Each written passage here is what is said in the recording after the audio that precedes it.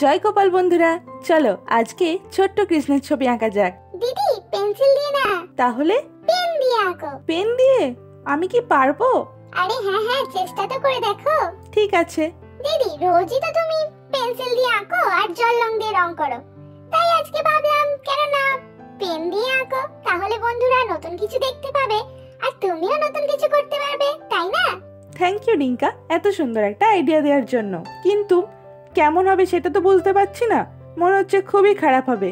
না না দিদি, যতদূর হয়েছে খুবই ভালো হচ্ছে, তুমি আস্তে আস্তে করতে থাকো। বন্ধুরা দিদি যতক্ষণ ছবিটা আঁকছে ততক্ষণ তোমরা আমাদের চ্যানেলটা সাবস্ক্রাইব করে দাও আর প্লিজ কমেন্ট করে জানাও দিদি পরের দিন কি ছবি আঁকবে, বুঝেছো?